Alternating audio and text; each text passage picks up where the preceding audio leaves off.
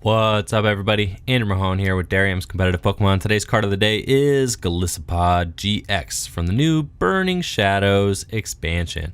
So, Golisopod GX is a Stage 1 Grass type Pokemon GX with a substantial 210 hit points. Let's talk about this card. First off, Golisopod GX I think is a great card that has a lot of competitive potential and the upcoming standard and expanded trading card game formats. Golisopod GX evolves from this Wimpod Pokemon, and Wimpod is a Pokemon that has free retreat on the first turn of the game. That's kind of what I remember about Wimpod, and other than that, not too much to note. It does have a substantial amount of hit points from what I remember, but other than that, it can retreat for free on the first turn of the game, which is super cool. Just to allow you to get some other Pokemon more desirable into the active. Having that first turn for retreat is super sweet. Other than that, Golisopod GX it evolves into has a nice 210 hit points, not the highest we've seen now that Muck GX is also in existence with that 220, but it is up there among the highest. It is the middle of the road right there with Ninetales GX, and then of course the lowest so far that we've seen is that Espeon and Umbreon GX with the 200. So all of them kind of more or less in the same ballpark. 210 though is a nice substantial amount of hit points for a Stage 1. If we look down at Golisopod GX, we see that it does have 3 attacks. Let's take a look.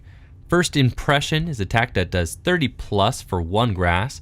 Says if this Pokemon was on the bench and became your active Pokemon this turn, this attack does 90 more damage. So 30 plus 90, that's 120 damage if Golisopod GX became your active Pokemon during this turn, which is great, right? 120 for 1 energy is awesome numbers. I mean, that's pretty much as good as you could hope for as far as energy cost to damage output ratio. So 1 for a potential 120.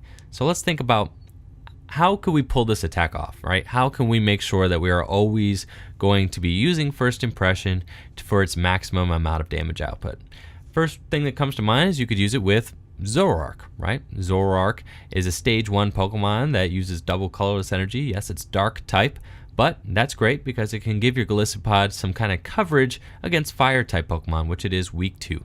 So you could use Zoroark for its stand-in ability, stand into the active, use a Float Stone to retreat Zoroark for free, and then use First Impression for 120 damage. Maybe if Golisopod has a Choice Band attached to it, you can First Impression for 150 damage, which is a whole lot of damage to do for 1 grass energy. So that is just great numbers. That's really good as far as attack cost to damage output ratio.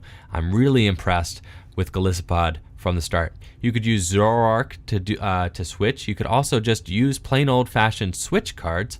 You could play switch, promote a free retreater, and then retreat that Pokemon for free and use First Impression again to stream First Impressions back to back. You could also just use Guzma, right? You could use your boy Guzma, bring up a Pokemon on your opponent's bench, switch your own Pokemon, maybe promote a free retreater, and then bring your Golisopod back out to use another First Impression attack for big damage. Other options include Super Scoop Up and Acerola. Both of these work to help act as switch cards. They can heal your Golisopod GX if it's taken a hit.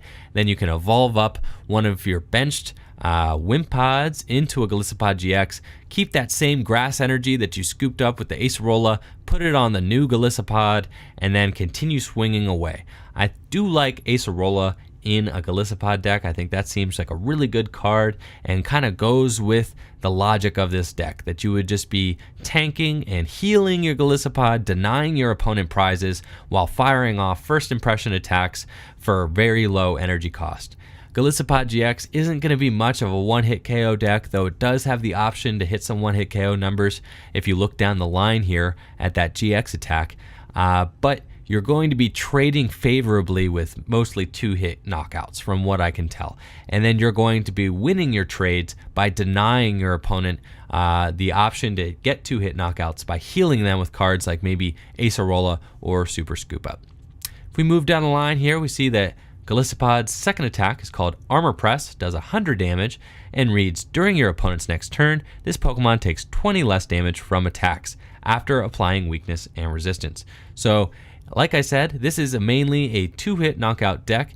Maybe you use First Impression to deal a significant chunk of damage to your opponent's Pokemon and then finish them off with Armor Press, and then also that kind of just plays into the whole idea that this is going to be a tank deck, right? You're going to be tanking hits with your Golisopod. Armor Press makes it so your opponent's Pokemon does 20 less damage, helps boost Golisopod's survivability, and just allows it to, to live to fight another day and continue attacking. So I think Armor Press drives really well with the idea that you're probably going to play some Acerola in here, scoop this Golisopod up after it takes a hit, and put it right back down and continue attacking with a new one the following turn. Crossing Cut GX is a great GX attack for Golisopod because it jives very well with that First Impression attack. Crossing Cut GX does 150 damage, could be 180 if you have a Choice Band equipped, which is enough to take one-hit knockouts against many basic Pokemon EX and GX. And it reads, switch this Pokemon with one of your bench Pokemon. So, of course, that's great. You could promote something that you don't mind getting knocked out or taking a hit. You can promote a Pokemon maybe with less energy on it, or just a non-EX Pokemon, non-GX Pokemon if you only have 2 prizes remaining. It does 150 damage, which is enough to, with some damage modification, can knock out some big threats, some big Pokemon EX or GX, but also is great for just finishing off a threat and then setting you up the next turn for a First Impression where, this Pokemon comes back into the active and does a big First Impression attack. So Crossing Cut GX, just a great little GX attack, jives very well with the synergy, in this card and the kind of thing you're going to be thinking about for this deck.